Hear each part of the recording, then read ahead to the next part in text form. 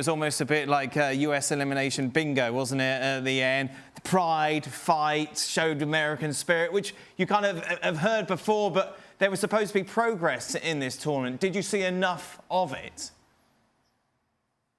Well, yeah, I mean, you think of going from not qualifying to getting out of the group stage. You know, that's obviously progress with the second youngest team in the tournament. And so it wasn't like you had a bunch of guys with a lot of experience who slipped up in qualifying and put it right. It was a whole new group of guys and a new experience. And you think of the goals that Greg Berhalter had when he took the job. 1, qualify. 2, get out of the group stage. And he did both of those. Now, this idea that the U.S. is somehow going to flip a switch and become Brazil is kind of ridiculous. So I like what I saw at times, very much so. I mean, to the guy's point about the midfield 3, you were more or less playing with 3 number 6s. And because you're playing with 3 number 6s, you really shielded that back 4 really well in the group stage.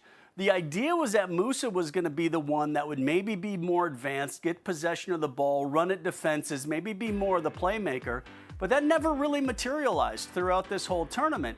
But what you did do is you kept it at 0 at the back. Yes, it was a rash challenge from Zimmerman. Was the only penalty in the group phase, which is what broke them down. So they did what they needed to do. They stayed in games, they fought hard, they got through, and then they threw that out the window. And that was a little bit frustrating. But overall, absolute success. Bright future, young players that, fingers crossed, can only get better. And then add in some new, younger players. And I really like where this United States national team is going.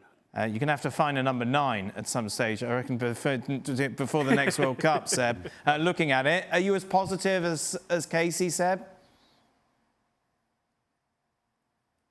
Yeah, and I would put it this way. I think the United States didn't just get good results in this tournament. They gave good performances. Let's put today aside for a second. I know it's the game we're all focused on, but for 45 minutes, they were the better team against Wales. There's a tactical change. They don't adjust well in that second half. Other than that, 5 of the 6 halves in the group phase, they're the better team. And I include the 2 halves against England.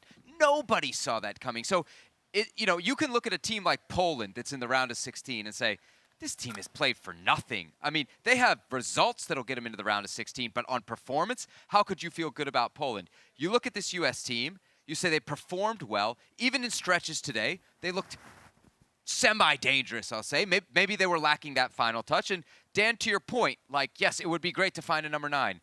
It's like a great quarterback in the NFL. They don't grow on trees. You don't just pop up with a number 9. And even the teams that are in this stage of the tournament don't all have great number 9. So, of course, if this U.S. team adds that, another level in 2026. And I think that's the backdrop, is that this is a young team that's heading into its prime for a home World Cup. And you cannot forget how young they are. They're the second youngest team in this World Cup. They're the youngest team in what is this round of 16, right. What was left. And that inexperience is going to come back to bite you in the end. But what you saw, the growth, the potential is there. All these kids are going to be 25, 26, and 27 come next World Cup. And do you think at that next World Cup they'll be able to sort of handle that pressure and the expectation from the home nation or not?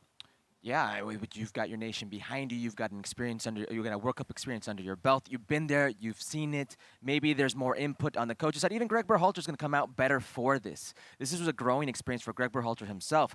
First 45 against Poland, very good. Second 45, extremely disappointed.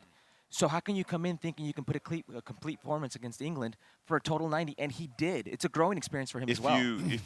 What's your hunch right now? Will he be in charge in 4 years' time? I don't think so. And I think Casey's mentioned it before. It's not something that it's because we don't want to or even the Federation doesn't want to. I think Greg Berhalter may be wearing thin on that one as well. Maybe he wants to try his hand at club level. Yeah, and an important note here for whoever's going to be the coach, and if this team's going to grow and be able to handle that pressure, you got to get quality games in. And with no qualifying coming, that's going to be a problem. So that's a big thing for the Federation to figure out. How are we going to get competitive matches to test not just the players, but the manager, whoever that is, moving forward, guys? Thanks so much for watching ESPN on YouTube. And for more sports highlights and analysis, be sure to download the ESPN app. And for premium content and live streaming, subscribe to ESPN Plus.